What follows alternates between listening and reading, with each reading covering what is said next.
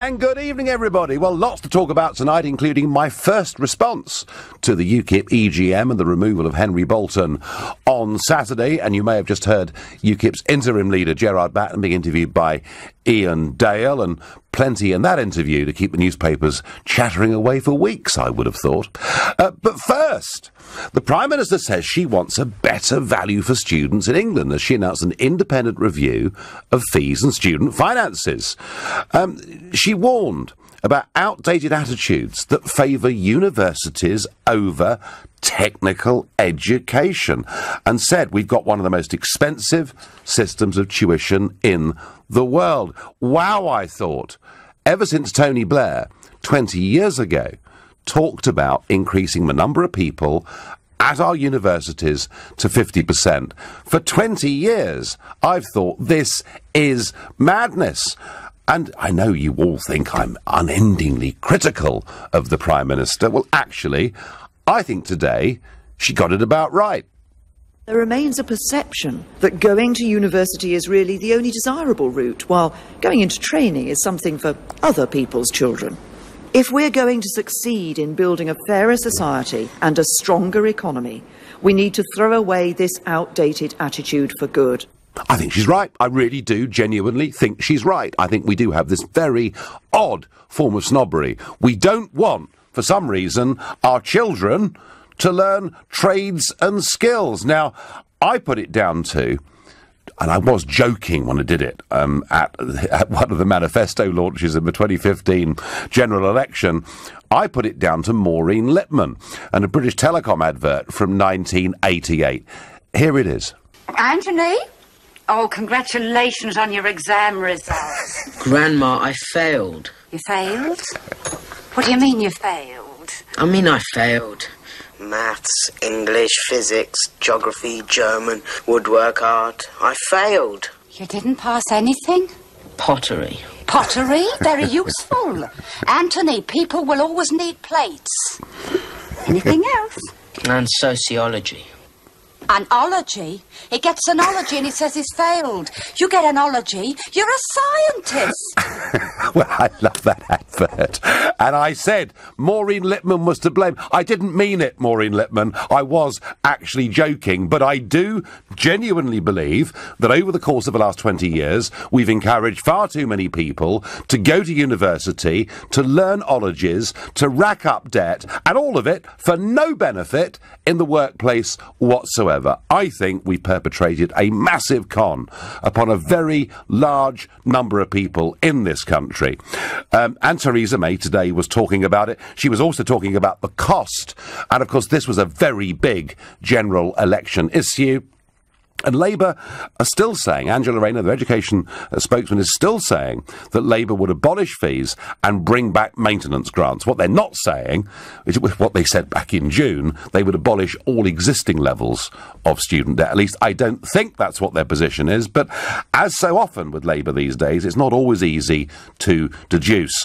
One thing for certain, you know, the sort of cries of, oh, Jeremy Corbyn from the students who thought everything was going to be free, all debt was going to be erased. But on this basic question of do we need to place more value on trades and skills and technical courses, if you agree with me that we absolutely do, we've got this wrong, then call me on 0345 6060 973, or maybe you still think a degree is what everybody needs. Without that, you're not going to reach the best in life. Well, if that's how you feel, text to 84850. Or perhaps you can tell me how you, perhaps if you're out there working, you know, making things, doing things, how did you get your foot on the ladder? Was it perhaps a company sponsorship or apprenticeship of some kind? Tell me about it by tweeting using the hashtag Farage and LBC at LBC. And of course, you can watch me on Facebook. I'm live here in London and you can comment there too. James is a new caller from South Bank. Good evening, James. Hi, Nigel. How you doing? I'm doing very well. So what's your is the Prime Minister basically right on this, James, that we are... Because in Germany... You know, if your 16-year-old son or daughter comes home and says, you know, I want to learn a trade or a skill, they crack open the champagne and celebrate. The family are proud of the fact, you know, that those that are going on in the family name will be skilled people. And we seem to rather look down our noses at it, James.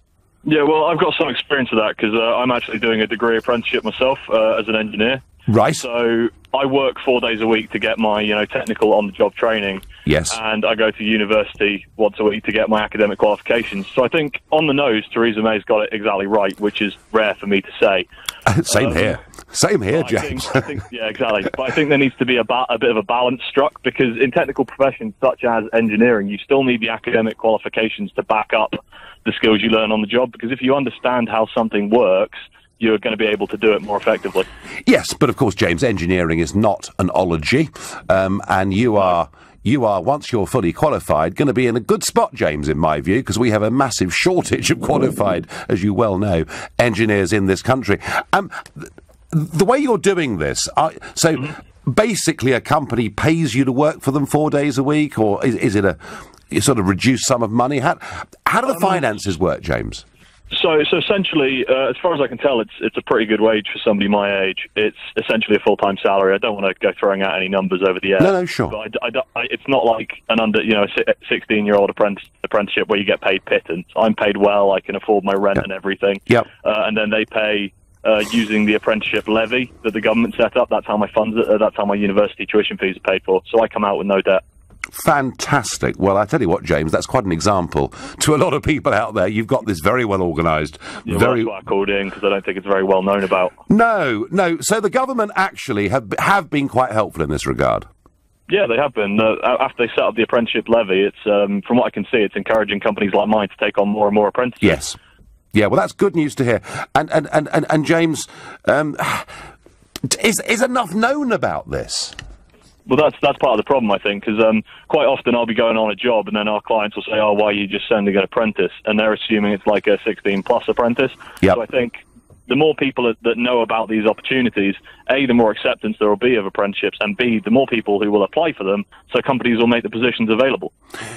James, interesting, and actually I have to say that one of the arguments during Brexit that I struggled with the most was visiting factories who was saying to me, actually, Mr. Farage, we have to have overseas labour.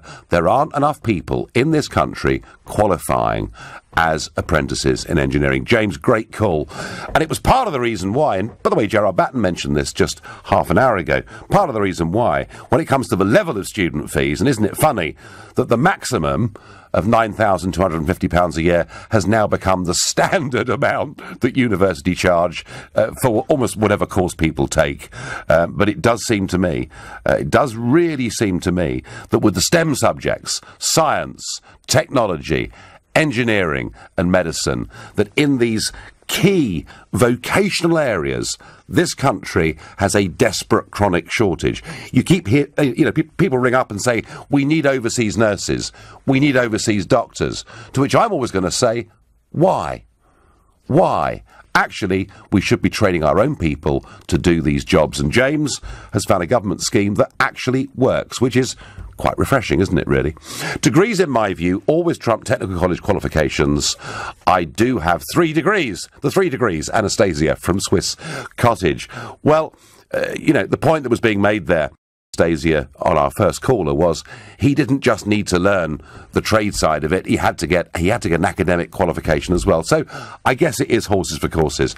I have to say, I prefer to have a mechanic, electrician or plumber to be around than a psychologist, historian or art graduate, says Linda. Well, again, horses for courses. Blimey, Nigel, that's a first. You're saying something positive about Mrs. May. John, I am. I think she got it right today, and it would be really very churlish of me not to say so. Natalie is a new caller from Manchester. Good evening, Natalie. Good evening, Nigel. It's a pleasure to speak to you. I couldn't actually agree more with you to a certain degree. I mean, I never had the socio or economic background to be able to go to university. And I worked my way up, tooth and claw, starting in hospitality and eventually working at the National Institute of Health and Care Excellence. Yeah. I attended the recruitment and selection whilst I was there, the training, and sat on a panel. And I've seen firsthand when they have over 100 applications and you've got an academic that is sat on that panel who will do their recruitment criteria against degree versus the quality the equivalent experience. And I have seen many a time that they will select that degree ahead of other candidates just to get that shortlisted candidates down. Well, they're allowed to do that, Natalie, but it's a very subjective. Yeah. But it's a very subjective judgment. I have to tell you, Natalie, that when I was in the private sector employing people, I actually discriminated in favour of people that had experience as opposed to those who had a degree. So it can work both ways. Yeah, it can work both ways. However, when you've got a candidate that has been sat there doing the job for 6 years, and in that particular role, a promotion comes up, and on 2 occasions you go for that job, but you fail against somebody that has come in with their the second job from a degree, and the last sort of experience that they've had is driving a blood van, and then you have to train them up, and they progress, and you're still waiting for that progression opportunity. Natalie, that is exactly... interviews I had at that point. That is exactly, Natalie, I think, what the Prime Minister was talking about today. The Prime Minister was actually saying, let's change the way we think. A degree is not the be-all and end-all.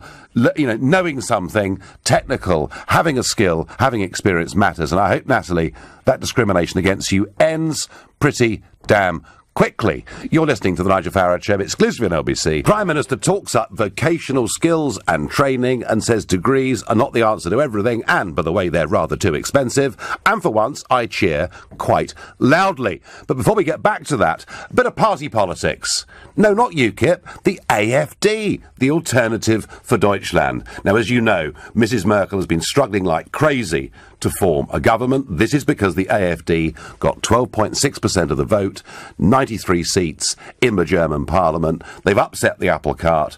Merkel is now trying to form a grand coalition with the Social Democrats, the SPD, which were led by Martin Schulz until he had to resign last week. There's now a ballot going on within the SPD to see whether they support the Grand Coalition, so it's by no means certain, actually, that Merkel is going to become the Chancellor all this time on after the election. And today in the opinion polls, the AfD overtook the SPD, AfD now on 16%, SPD on 15.5%, and I would say this to you, that all over Europe we are seeing traditional, centre-left, social democrat, gently socialist parties, their share of the vote is diminishing, and there's a new brand and breed of Eurosceptic party that is growing. So there we are. In Germany, the Eurosceptics are now the official opposition party. I don't know how long it'll last, but I think I see a trend. More party politics. UKIP held their EGM on Saturday.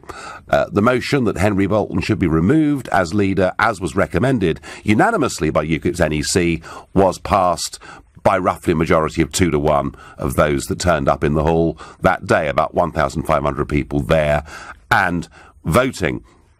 I wasn't particularly surprised by the result. I wasn't there myself. I have to say my general level of interest in UKIP is the lowest it has ever been throughout this 25-year period. Why do I say that? Because I think the individuals are all rubbish? No, I don't, actually. I mean, we've just heard Gerard Batten being interviewed by Ian Dale. You may not agree or like with some of the things that he says. I may struggle a bit with one or two of them, but you can't say he's not putting forward an articulate, clear political argument backed up by knowledge. Now, the problem with UKIP is it's got a system of government run by an amateur NEC that in the end, I virtually tore my hair out with, and I don't think until UKIP reforms the way in which it does business, the way in which it organises, the way in which it raises money, I think until it changes those things, however big the opportunities politically that may be created out there, in particular by a Labour Party which has now turned so far away from its clear manifesto about leaving the European Union, leaving the single market, taking back control of our borders. Parties are partly about the policies they stand for, but as big as that, as much as that, is the structure, the organisation, the machine itself, and UKIP now, frankly, is in need of very radical fixing. So to all those people who called in yesterday when Jacob nobly took over from me for a couple of hours and thoroughly enjoyed the experience, I think, I would say to those of you who think I'm going to come back as UKIP leader in this contest, I wouldn't even consider it. The party needs to reform fundamentally, or it will continue to flatline. That is my opinion. But back to trades and skills, and Paul in Lymington says something that I agree with completely.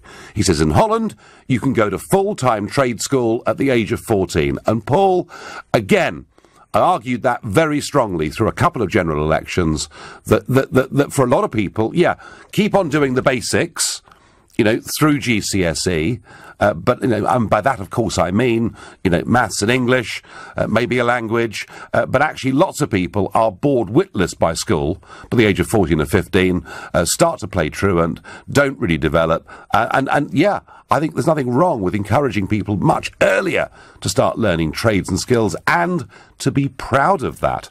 Alex is a brand new caller to LBC from Redhill in Surrey. Good evening, Alex. Good evening, Nigel. A couple of points to make. Very interesting topic. Firstly, I think in any discussion about qualifications, be they vocational or academic, we have to think about the quality. I think it's fair to say with the expansion of higher education, you had a lot of relatively lightweight, not terribly high-value courses. But equally, there's been such considerable change in the format and the implementation of vocational educational qualifications going back perhaps 20 years, but there's inconsistency in quality. Is that, Alex, because we abolished all the technical schools and we don't quite know where we are?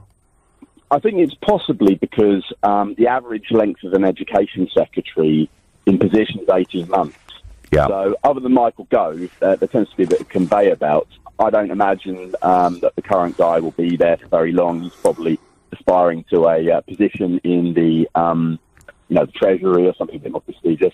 And I think also, as you've alluded to, there's a big problem with class in terms of thinking about education policy. That's, in the background of all of these things. You said that, there's a snobbery factor as regarding vocational education qualifications. And it becomes intensely emotional. And related to that, I think my views are slightly different to yours in terms of making vocational choices early on. I'm not really sure that 14-year-olds are necessarily able to make an informed choice. And the state of careers information and guidance in many schools is quite weak nowadays. All right. Well, what about 16, Alex? I think potentially 16 is better. But even within that, we tend to narrow the choices quite a lot in both academic and vocational.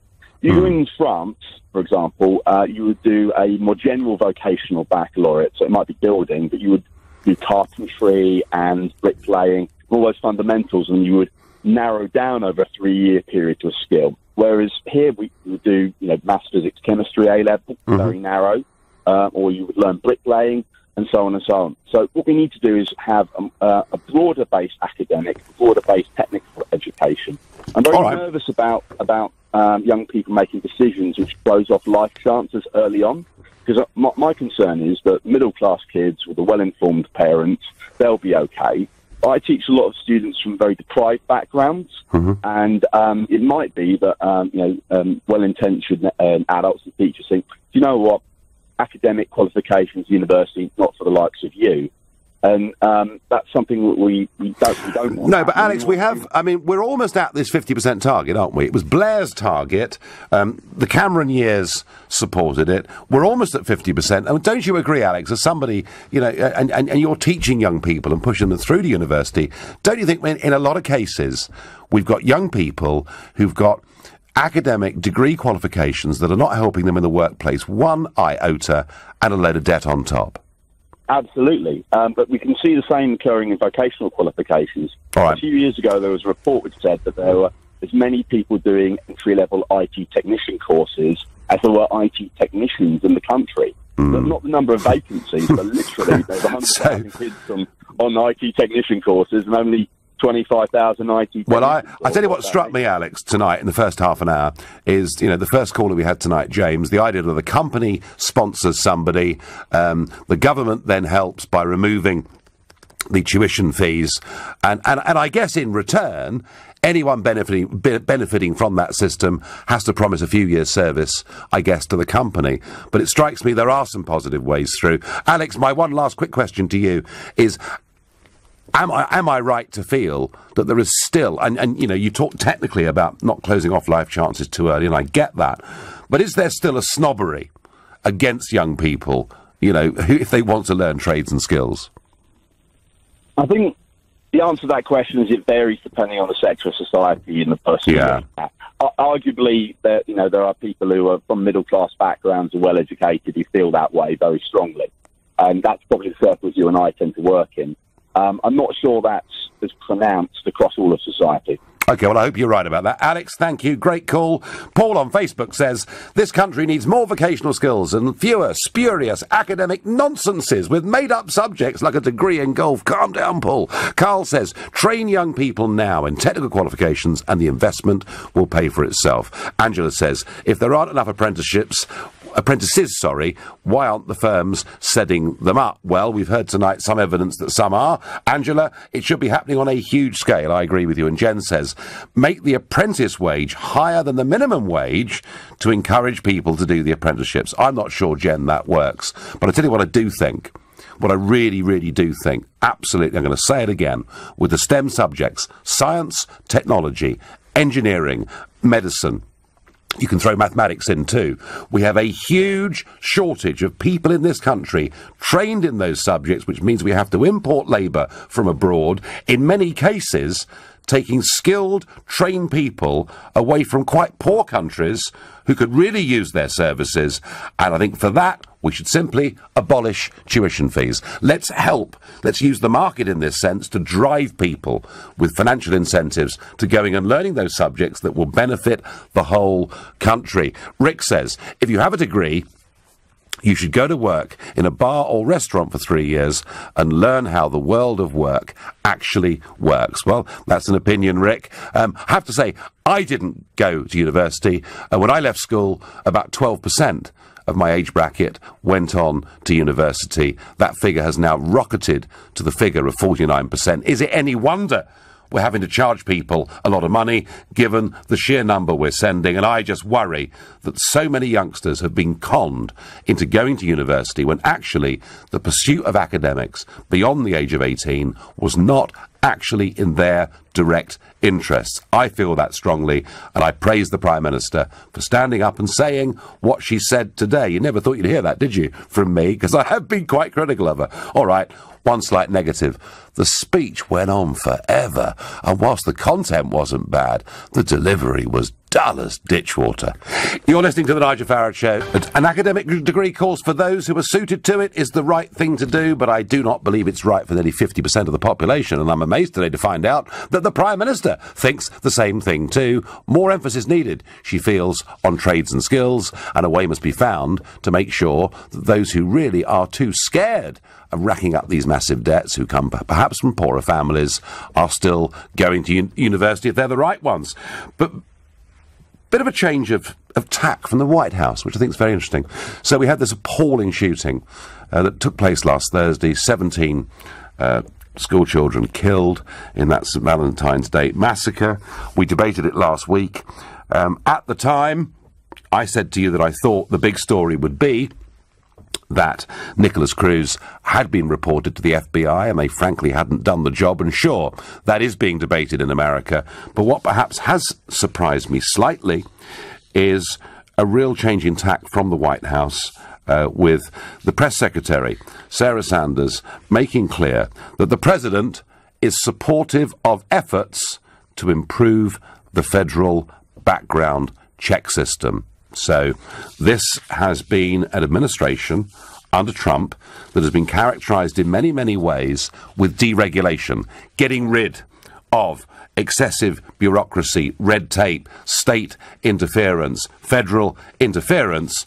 But here's an example where I think the president's about to go in a different direction. And actually, whether it's this, whether it's trophies from big game from Africa, this is a president who is capable, from time to time, of changing his mind. And I think we're going to see a slightly different debate. As I've already said, whatever you do with controls on those who buy guns, you won't stop the fact there are vast amounts of guns still in circulation in America. But politically, I think an interesting change. Back to our subject. The perception of apprenticeships I've seen is that they're limiting. There needs to be more emphasis on experience, not just exams, says Ali. I liked your caller James earlier. I studied engineering at uni on a 4-year part-time course. Unfortunately, employers in this field are only interested in degree qualified candidates. We're hearing this a bit tonight, aren't we? So for me, it was a necessity. However, I hardly use any of the course content in my day-to-day job other than a line on my CV. It was a waste of 4 years, says Darren. Well, Darren, that is the culture that the Prime Minister was talking about today. This outdated, as she called it, idea that having a degree is the be-all and end-all. And in your case, Darren, you got the degree, you're not using it, you feel you've wasted 4 years of your life, and that is sad. Matt is a new caller from Liverpool. Good evening, Matt. Good evening, Nigel. Did you have a nice weekend off?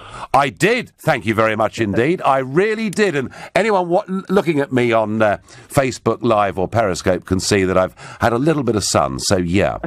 Wonderful. I kind of agree with you that, yeah, they have been devalued. I think culturally and economically, you're right there. Yeah. Yep, okay, fine. So what do we do then, Matt? Would it make sense?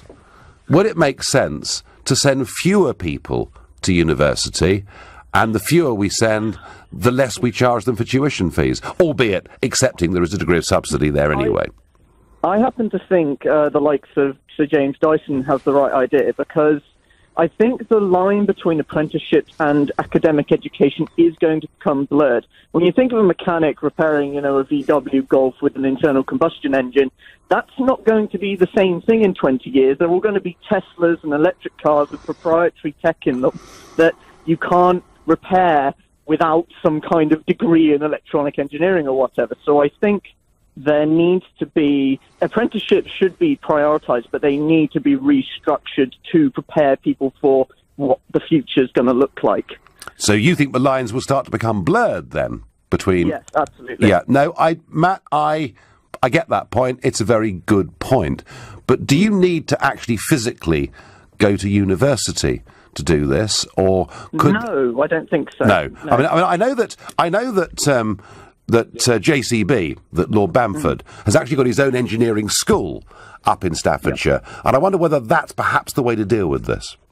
Well, yeah, and Dyson, I know he's integrated a university into it with the University of Warwick, but it's kind of a similar idea, isn't it? Okay, you've got to demonstrate some kind of academic aptitude. Yes. But he's getting them in, and he's turning them into engineers with real work on the shop floor. Yeah. You know, rather than stuffing them into a classroom. So that's what I mean by blurring the lines. A future mechanic is going to need to know more stuff about integrated circuits and things like that, and all that kind of Matt, stuff. you're right. And I don't know about you, Matt, or anyone listening, but now, when one of the lights goes, one of the side lights goes on your car, have you tried yourself to open the bonnet and put a new bulb in? I mean, it's virtually impossible. So I do get the point about the blurring of the lines. Good point, good call. Modern degree courses are too long, too easy, and too expensive. In many cases, they do not even lead to getting a decent job. Not everyone is suited to going to university. As a retired engineer, I value tradesmen very highly, says Ian. It's about time we invested in people skills again. It creates productivity and stimulates industry and trade, says David. Yes, David, and I suspect that it might just actually give a lot of young people a pride in themselves and what they've done, rather than the quite significant numbers of young people in their 20s that I've come across who actually, post the university experience, feel slightly alienated from almost everything. They feel they were conned into going to university, and it hasn't really helped them. There are lots and lots of you out there that feel like that, I know. Simon is a new caller from Durham. Good evening, Simon. Good evening, Nigel. How are you? I'm well. I'm actually very happy, Simon, that yet another issue that I was talking about, and of course being lambasted for, as with everything I've ever done. But it looks like it is now becoming a mainstream debate, and that can only be a good thing, in my view. Yeah, I agree. I started out my working career, if you like, actually at college, so before working career. Simon, that line is rubbish. So we're going to cut you off and get you back in a moment. Meanwhile, we'll move to South Shields, to Martin, another new caller to this show. Good evening, Martin. Good evening, Nigel, yeah. So, come on, what's your experience, Martin? You know what, first of all, I think anyone who goes to university just to prove they're better than other people, I don't think they should be going to university. I don't think it's like that. I went a bit later than most people. I went at 26. Yeah. That was because I had talent, I had passion, I come from a working class background, I used every means in the book to get myself there, from access to higher education before that was all cut. I went for it, Nigel, and you know what? Whatever happens, life is a gamble, going to university is a gamble. I did it to better myself, not to prove I was better than anyone else. But you did it, Martin, as you say, a bit later, sort of 7 or 8 years later than most people did. So that was because for 6 years I spent running a social enterprise to help people, disadvantaged people with mental health problems. Okay, no, well, good for you, is all I can say to that. But Martin, you'd thought about this, you'd made a big decision, and by the sounds of it, some sacrifices to go to university at 26. An awful lot of 19-year-olds are going to university because it's almost kind of expected of them. Right, they shouldn't do that. They shouldn't do that. They should use their brains and honestly think what. You know, it is a gamble, Nigel. We are a capitalist country, and like, if you leave university and you can't get a job in it, you know, you might be in McDonald's. That might be how it goes. So, I'm the same. We're all the same. But I just have to re-emphasise that point. No, you've made that point very, very well. Don't go to university, folks, for the sake of it. Martin from South Shields says it's the wrong thing, and perhaps that's why there are quite a lot of people who, in the world of work after university, are not earning the £21,000 a year at which the student loans have to start being repaid. That threshold, by the way, is going up to £25,000 a year. But, of course, right now, if you've just left university, you've got your first job, you will pay 9% of your pay over £21,000 back as part of the student loan. Oh, and with an interest rate of 6.1%. I mean, talk about conning people into something, and they finish up with this debt wrapped round their neck, and they're paying off these loans, they're in good jobs, but after their tax and national insurance, another 9% is disappearing. Quite painful for a lot of young people. Perhaps not surprising that so few of them are getting onto the housing ladder, I don't know. We're going back to Durham, back to Simon. Let's hear how the line is. Good evening, Simon. Hello, Nigel. Sorry about that. That's better. Far away. Good. Yeah, so at school, it was always, for me, it was always a case of being told by careers people that you must go to college, you must do well, you must go to university. And I tried college for a year, and I have to say it just wasn't for me. I didn't feel as I was getting anything. Mm-hmm. I was then lucky enough to get offered a place as an electrical apprentice at a power station. Yep. And at the time, I suppose, in a way, I took it for granted. You know, it was good. I had money coming in the account, and I was doing a bit of a job, and I wasn't away from home and all this good stuff. But then, very rapidly, I realised how lucky I was. I was getting a trade. 4 years later, I bought a house. This is while I still had friends at university. Yep. So I reaped quite a lot of rewards, and from then, within, 11, 12 years, I've now got a management position, and at school, you know, if you want to do well and you want to be a manager, you've got to. And you've done it all. You've done it all without going to university, Simon, haven't you? Yeah, and I think the most important thing for me is I've learned to work. I've learned how to work, you know, and I see a lot of people coming out of university and that, they're fighting for jobs, but also when they do get a foot in the door and they do get a job, they almost struggle with that transition from education to the workplace, and I think those are skills that you cannot buy. You know, it doesn't matter how much you spend on a degree. Simon, I'm never ever going to slag off people going to university getting degrees if they're people who are right for further academic endeavour, but an awful lot of people aren't, and I'm with you. I think experience counts for a hell of a lot. And my career's office at my school, Simon, said I should become an auctioneer. I reckon they were probably right. You know, I'd rather have enjoyed that. Simon, yeah, I mean, for me, that it was a funeral director. You know, so was it? Two totally different paths. Yeah. You never know where we're going in life. Simon, I thank you, and Simon's point about getting a foot in the door, learning something, being reliable, getting promoted. Lots of ways in life to succeed. You don't just have to get a degree in an ology somewhere, and lots of debt with it. You're listening to The Nigel Farage Show, exclusively on LBC. Should more youngsters learn trades and skills? Are we sending too many people to university who are racking up too much debt? But before I go back to that, I have to comment on the leader of Her Majesty's loyal opposition, one Jeremy Corbyn. Now, there was a story that broke in the Sun newspaper last week. The story was a couple of interviews that had been done with a man called Jan Sarkozy, a former Czech spy, and he claimed that he was the MP's handler, Corbyn's handler, during the 1980s when he worked for his country's communist secret service. He says that Jeremy Corbyn even had a code name. He was known as Agent Cobb. He also went on to say that other senior figures in the Labour movement were well known to him and others in their spy circle. He went even further than that and alleged that payments of up to £10,000 were made to some of these people. Now, look, I do not know whether any of this is true or not.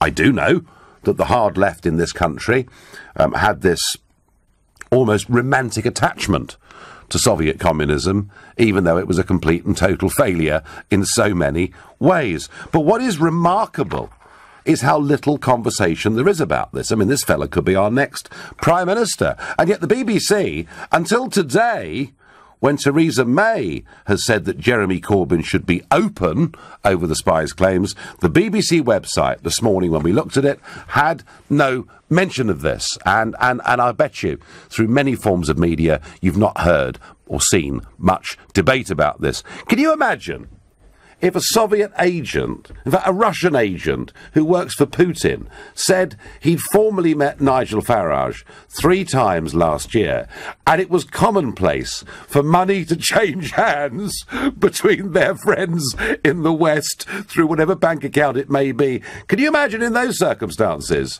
The Guardian and the BBC websites being quiet? As it is, I'm accused of passing memory sticks between President Trump and Julian Assange stuck down there in the Ecuadorian embassy. And I do really sometimes wonder about institutional bias that does exist within large parts of the media in this country to those of a left-of-centre disposition.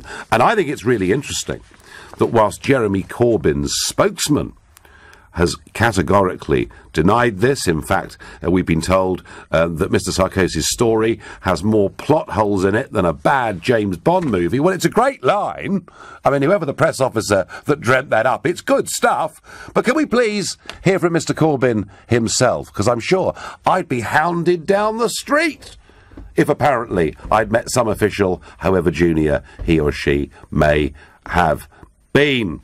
Back to our subject, back to the big debate. University, vocational education, the £9,250 a year that people are racking up. Is it worth it?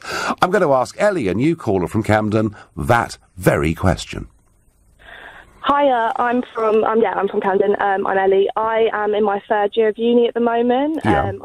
I studied history. Mm-hmm. Whilst I was in school, my teachers, all the educational people, they were telling me, you know, you have to go to university, you have to, there's no other choices. They weren't promoting apprenticeships, they weren't promoting any other skilled kind of thing to go into. And then now I'm in 3rd year of uni, I'm applying for graduate schemes. You know, I've got amazing qualifications in A-levels, but I'm not getting the job because I don't have any experience.